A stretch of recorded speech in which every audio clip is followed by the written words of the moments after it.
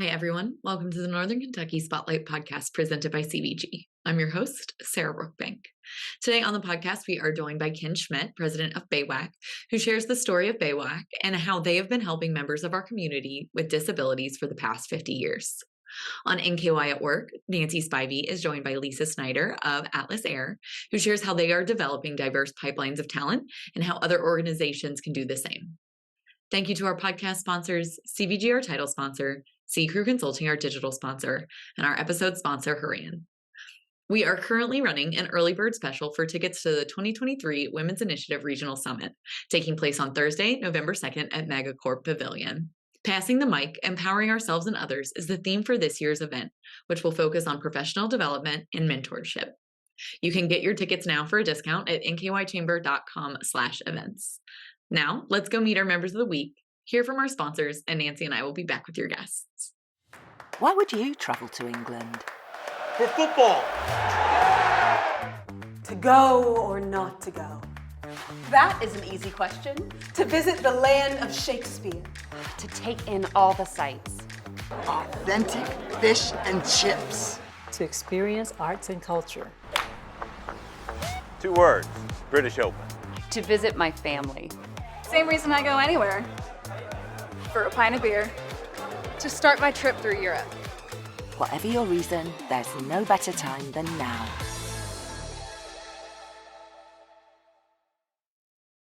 Ranking on Google Search and Maps is easy to understand, but hard to do. It requires constant effort and attention, uploading new photos, responding to Google reviews, writing weekly posts, and checking suggested updates. Google listing optimization takes experience and time, and there are no shortcuts. C Crew gives your Google My Business account the steady, consistent attention it needs to be effective, optimizing, updating, and expanding critical content every single week. From local retail stores to large regional networks, C Crew generates content, establishes benchmarks, and creates dramatic, measurable increases in engagement. So what can C Crew do for your business? More calls, more clicks, more clients. Congratulations to our members of the week. You can learn more about these businesses by following the Northern Kentucky Chamber on social media, where we will highlight one of these businesses each day. Now, let's meet our members of the week. AE Door and Window offers replacement garage doors, door openers, entry doors, windows, and awnings. Beth Conjure Coaching helps women release the shackles of limiting beliefs, societal expectations, and assumed roles to reveal who they truly are. Movers and Makers has served as the public voice for Greater Cincinnati's nonprofits since 1995, first as a print magazine and now as a digital publication. Right Path Enterprises focuses on leader development, organizational effectiveness, and cultural transformation, helping clients improve performance and achieve measurable business results. The Circuit is an industry-led, industry-driven organization bringing IT professionals together to connect and collaborate. Hi, everyone. Today on the podcast, we are joined by Ken Schmidt, who is the president and CEO of BAWAC. Ken, thank you so much for joining us today. Thank you for having me. Yes. So BAWAC has been around for 50 years. This is an organization that you have founded and been a vital part of. Tell us about your organization and how you got started.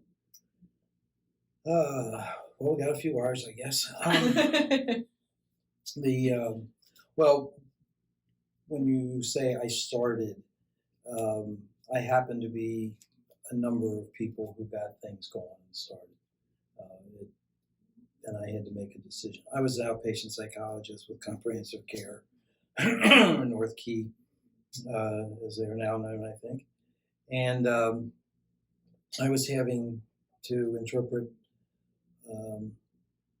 the testing and whatever to parents of their kids that were graduating or not even graduating, just being pushed out the door of school.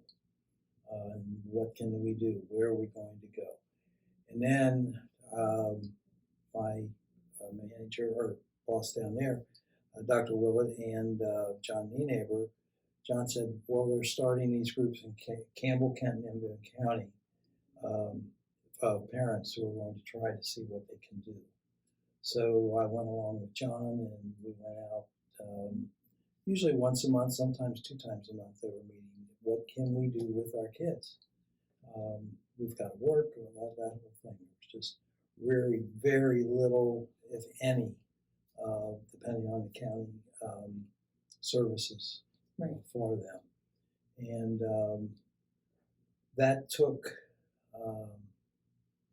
the interest of some other people that were on the board of directors for comprehensive care. And we started seeing what we could do. I said, well, first we would have to have a building, and we came up with, or the parents group in Boone County came up with Hebron Elementary School. Had just been vacated as they built a new grade school out there. And so we moved into that, and there are stories that go on about that building forever.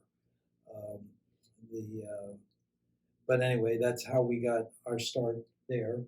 Paid for a couple other staff, so I wound up with somebody who was going to do production, and somebody else that was doing the arts and crafts and activity things. And we started with 15 people with the three of us. And 6 months later, we had 40 people.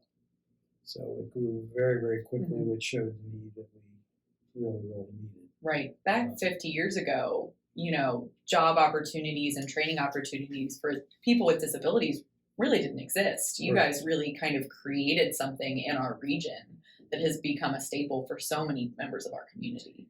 It is. We were the first in the state of Kentucky to have supported employment, meaning that our staff goes and finds the jobs and then helps define it, and then we can work with the individual and with the employer and make sure everything fits. We're still doing that. We have, I think, 108 people right now that are on community jobs that we're still following. So that doesn't even include the ones that are well beyond, they don't need following. Right. But these are folks that have been placed, and we follow there. And we're talking about, used to be more mom and pop shops where they could go, or now we have people in some major companies. Could be bigger. There's still a lot of companies that don't realize that these folks can really be productive. Yeah. And it's important in their lives, and they want to make money to live on their own and things like that. So, kind of touching on the importance of why these programs matter. You guys are serving a community of people, like you said, they want to learn, they want to work, they want to be able to support themselves. When you think back 50 years ago, you said the program grew very quickly. Did you think that that's what was going to happen when you guys started this? No, not really. We knew it was going to grow because we knew the number of people from the parent groups that, well, my kid's a year away, and so I'm working on this, that, and the other. Well, we took the count, and there's a bunch of folks out there that are going to need services. But there we did not know what their disability was and the severity of it. Are they going to be placed in community jobs, or are they going to be what? And that was the question mark. What do we do? So we got very fortunate with, again, the community stepping forward and saying, my company might be able to help and do this and that. We had major companies again, and we were building skate wheel conveyors in our new building and thing. And some of the weights got a little bad, and the lifts that we used around. Of course, we didn't have a forklift, couldn't get it down the steps, but we move around, and all of a sudden you hear this boom, and all four wheels would just fall into the floor because it was rotted. Oh, geez. So you guys there's a funny good thing, yeah. You guys have had some obstacles. So that is probably one of them throughout the years. Talk about the things that you have learned throughout this process and working with this underserved portion of our community. The biggest thing that I have learned and continue to learn is the value and importance that each one of these folks, of their own opinion, and what they think of themselves is based on work. it really is. They don't care. They will work to do whatever we've got to do. We pay them on the basis of prevailing wage, not minimum wage, but prevailing. And this way, they're being compensated the same as any other person, and that would be. And I think that's the most important. Following right behind it is the communication, camaraderie, things that you have with folks, with people meet on weekends, and there's everything from card games to bowling to just meeting at the bar at the end of the day. That's okay. That these people don't and can't and won't participate in, they leave and go to a group home or a home care provider, or even if they go home, they still are not accepted as, well, we got to bring so-and-so along. Mm-hmm. The communications on a completely different level, the understanding, those kinds of things. What makes it common is they can work, and they can do that same work that's being done in other companies. And they know this, and some of the companies will tour and see what we're doing and how we're doing it. We have teams come in from other companies that say, we're going to teach you how we do it to make sure it's the most efficient. That way they earn as much as they can on the job. So we welcome them in to come and do that. And, what is something that you would share with people who maybe aren't as familiar with people with disabilities, who aren't interacting with them on a day-to-day basis? What's something that you wish more people knew? They're people. Yeah. Plain and simple. You meet them on as you would anybody else at work. You don't try to talk way above them. You don't try to talk down to them. You meet them on the level that they're at. You will get responses back from the level that they're at, and now you know how you can communicate and talk and do whatever. Mm-hmm. That's the biggest thing. It's not but because they may look different, may wear really thick glasses, may dress funny, it doesn't make a difference. That's not what's in the person. Mm-hmm. And that's what we see as the big difference. And that's where our staff is complimented over and over and over again as to why the people love coming in and going to work. Who says they really love coming to work? They much do other things. When you look at what this program means, it is the other thing. It's the communication. It's they get introduced to things that they wouldn't ordinarily. We have some of the arts and music and other things come in, and that is great just to watch. And some people never strummed a guitar. I did once, and told me I never wanted to do it again. But they do that. So the professional that's played some things and sang some songs with them or whatever, and then I'll say, okay, who wants to play a guitar? Who never has? And so they come up and they're able to do that. That little bit, you just see them, they're walking on air after that. They know what it is. And so that's a learning experience as well as just an entertainment thing. Mm-hmm.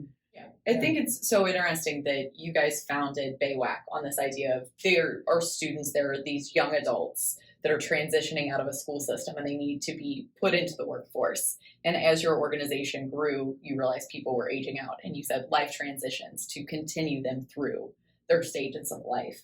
And that idea of like a comprehensive look in the whole process of someone's life is very cool. And I know you are soon to be leaving BAWAC. You are retiring after 50 years of great service to our community.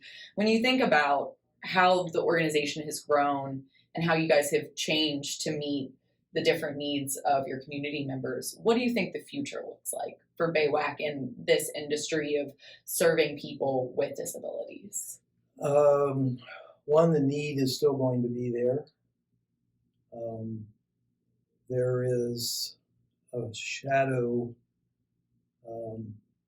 that we are able to pay people based on their productivity that is, again, Department of Labor comes in unannounced, and they have to be able to do our time studies and make sure they're accurate and we're not underpaying people. The last 2 times they were in, they left saying in their things, you realize you're paying them more than what they actually need to be paid. And we're saying, that's fine. That's fine. So we're looking at that. That law is 14C. I don't know all the other numbers with it, but that 14C was created after World War II to help with soldiers returning with major injuries and companies saying, well, I can't pay them full wages because they're only working so much, but I really want to have them back. They're great or whatever. And they created this so that those folks would be able to go back to work. And again, it's that image of self that is so important. They're working again. Yeah, they know they weren't as good as what they were before, but it's good enough that the company is paying me something to do this work, so I'm still worth something. It's that circle again. Mm-hmm. But they're pushing really hard to do away with 14C. So it would mean that we either have to pay people not less than minimum wage for doing anything, or we have to discontinue doing work. They are thinking, well, if you discontinue work, all these people are going to get community jobs. Which isn't necessarily the case. Oh, it's definitely not the case. If you look at how much work our employment staff has to do to get people into the community or into the community jobs. Mm-hmm. And not just getting them in, but following them or whatever. Because if somebody loses a job, they're pretty much on their own. Mm-hmm. With us, they lose a job.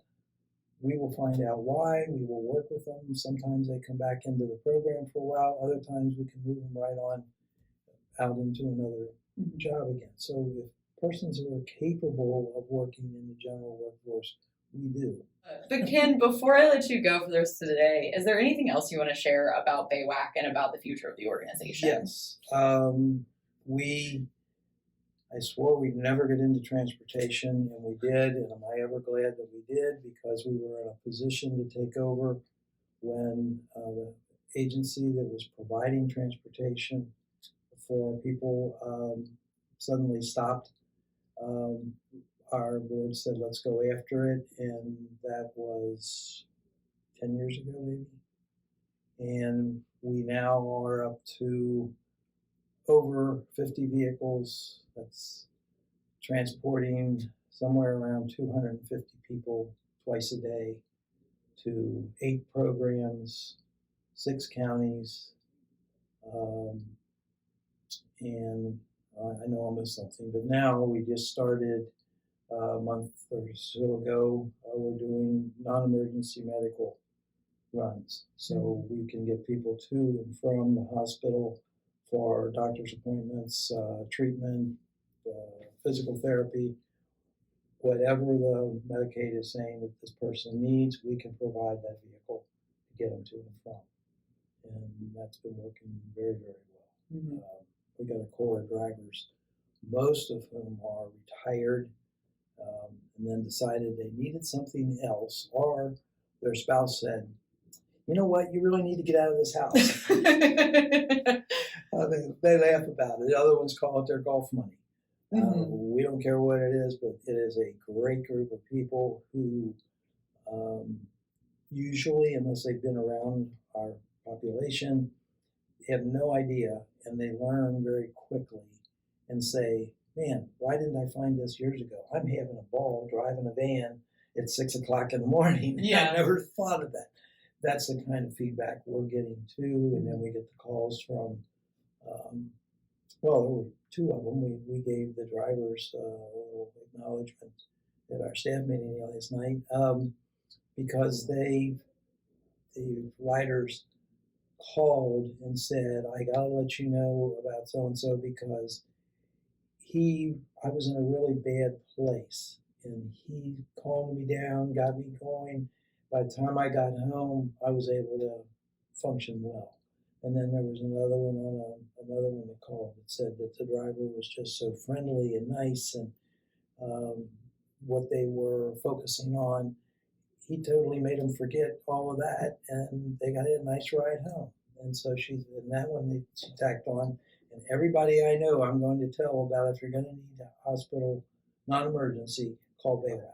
But is a call to action for people who are listening to the podcast or watching the podcast today. How can people help assist your organization or get involved? There are lots of ways. On some of our events, our fundraising events, we need volunteers. Some companies have stepped up and do that. They're already letting her know, well, you got another one, let me know. Well, we'll be there. So you get 4 or 5 folks that come in and help do things, and it's helpful. Funding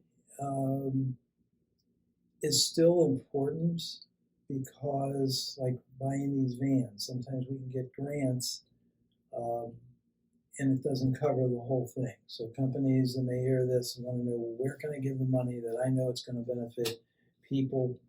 This is where it comes in and tells us what you want it used for. It will go for that.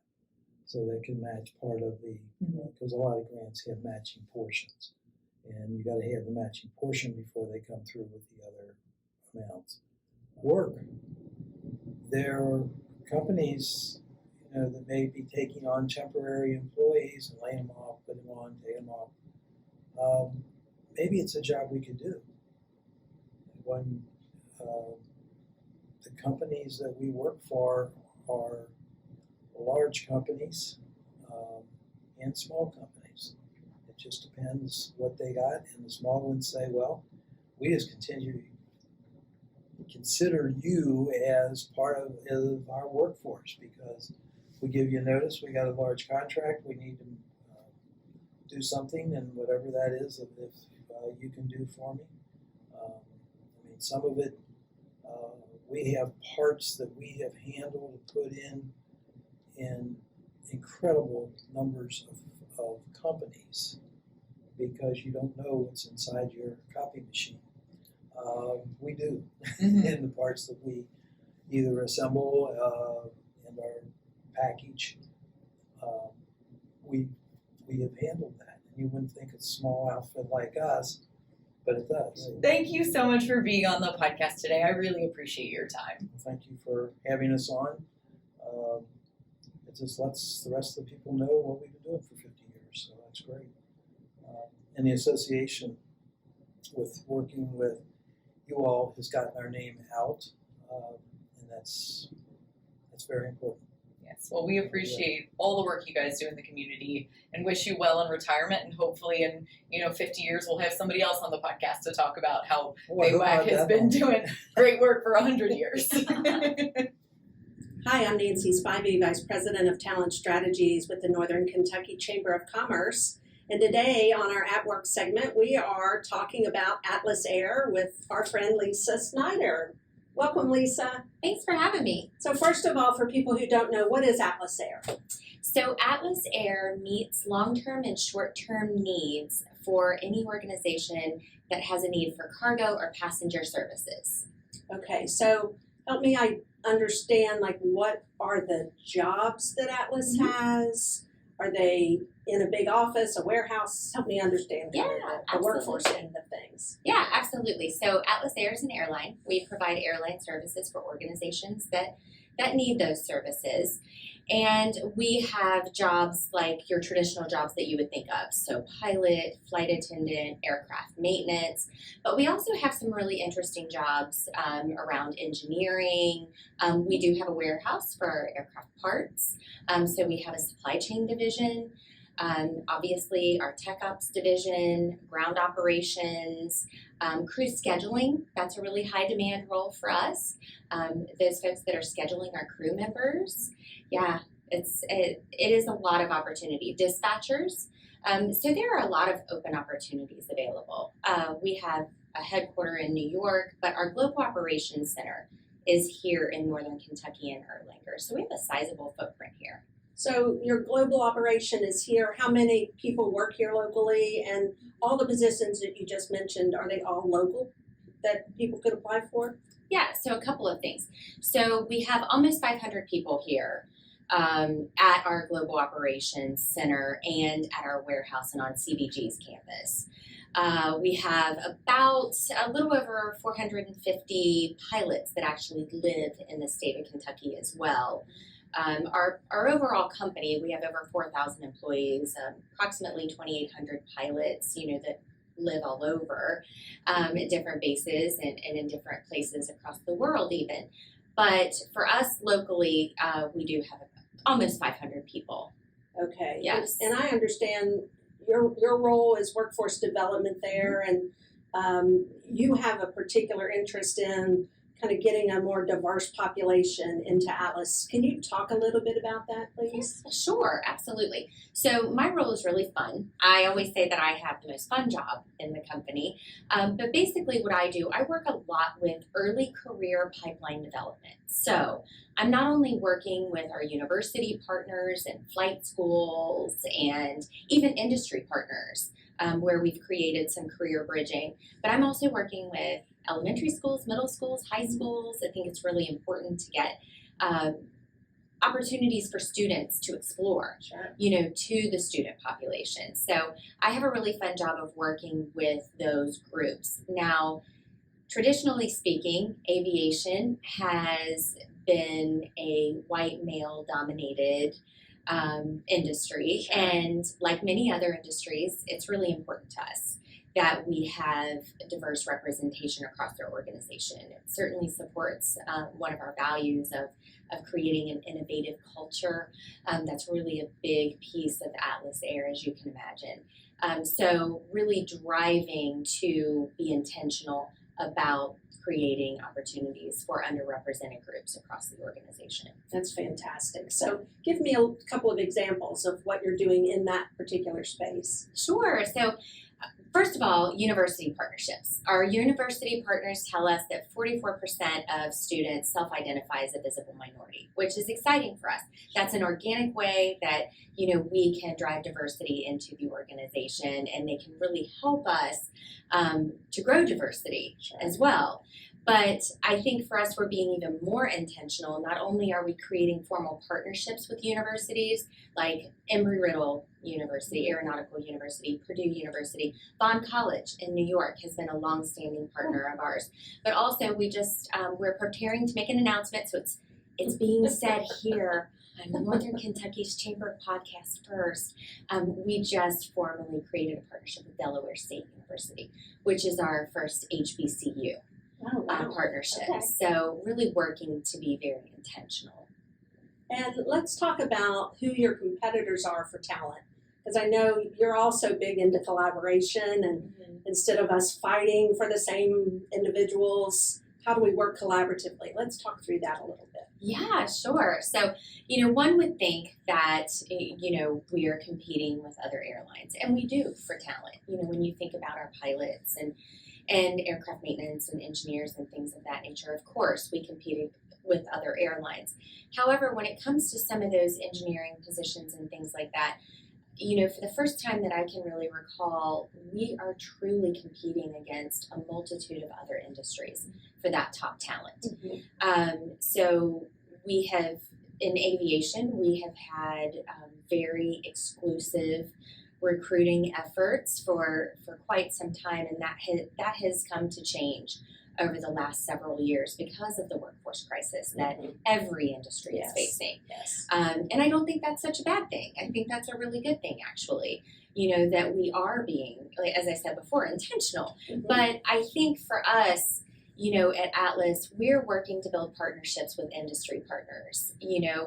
We start to cannibalize and steal talent from one another. Yes. And we see that there is an opportunity to create career bridges, with some of our partners. For instance, we have an amazing aircraft maintenance partner, Fiend. Oh, yes. Yes. They're wonderful community partners. They're wonderful industry partners for us as well. And we have an opportunity to really build some career bridge opportunities with them, and we're looking forward to doing that in the future. Similar to things that have been done in other organizations, creating formal partnerships with industry partners. We have 2 formal partnerships one with Alpine Air and another with CSI Aviation. So they have early career pilots that join their organization, and then we create a pipeline opportunity for them to follow through to Atlas Air, and that helps both organizations on the recruiting front. That makes that talent pipeline far more robust than it would have been before. And then all of us as education partners and industry partners alike, we're really seeking opportunities to get in front of students, to tell our story, to create opportunities for them to explore. There are a variety of ways, that we are kind of playing out how we can really create a holistic pipeline into Atlas Air. So this is an interesting question for me as a parent. If my son or daughter wanted to be a pilot or expressed interest in aviation, is there an opportunity to partner with Atlas to try to understand what that looks like locally? Are there local schools that specialize in aviation? Tell me a little bit more about that. Sure. So there are a variety of different pathways. You may recall years ago it used to be through the military. That was really a way to gain training that really aligned with some of the airline needs.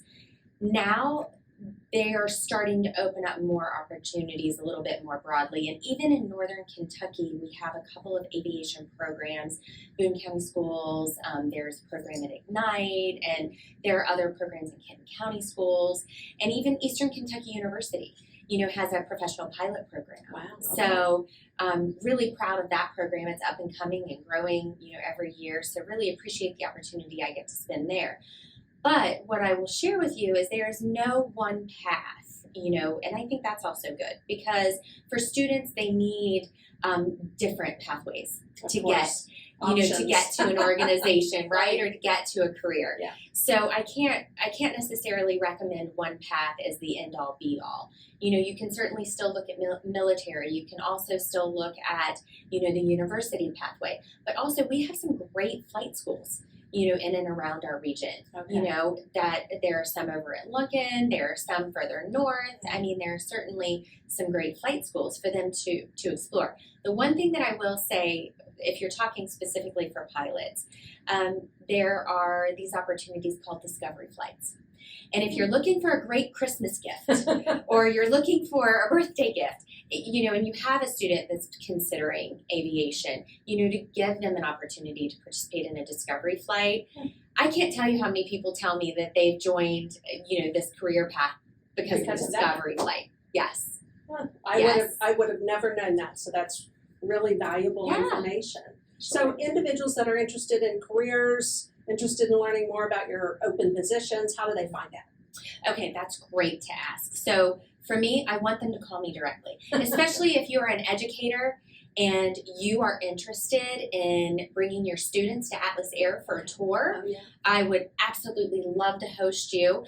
You can reach me at Leisa, Leisa, Snyder, Snyder, at atlasair.com, and I'm confident Nancy will put that out there. We will. We'll get it out on the screen. Would really love for any students to follow us on social media. We're on Instagram, we're on LinkedIn. We also have a blog called Tailwinds where we post some recent, happenings at Atlas Air.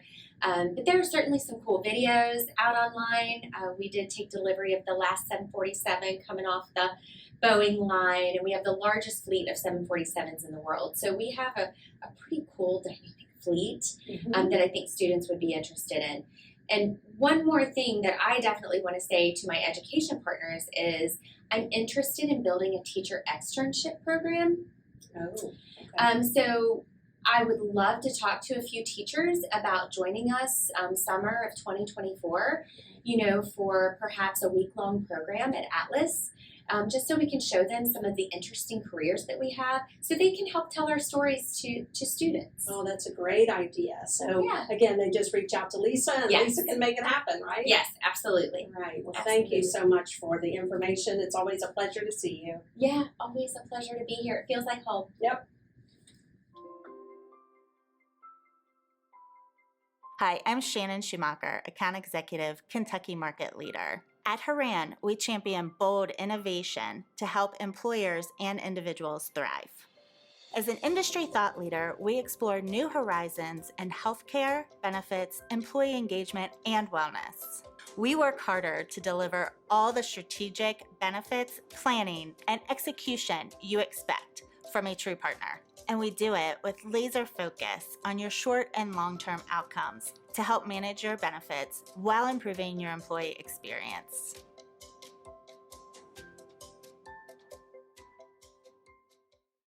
Hi, everyone. Welcome back. Thank you so much for tuning into the podcast today and learning a little bit more about BAWAC and Atlas Air. Thank you to our podcast sponsors, CVG, Sea Crew Consulting, and Haran. Don't forget to take advantage of our early bird pricing for the 2023 Women's Initiative Regional Summit. That sale ends at the end of September, so take advantage of that now. You can get your tickets at nkychamber.com/events. Finally, if you are a member who would like to be featured on the podcast, or if you're someone who is interested in joining the Northern Kentucky Chamber of Commerce, please reach out to Lynn Ablin. And if you're a member who wants to share their workforce strategies on NKY at Work, you can reach out to Nancy Spivey. You can find their contact information on the screen in front of you or at our staff directory at nkychamber.com. Thanks again for tuning in. I'll talk to you all next week.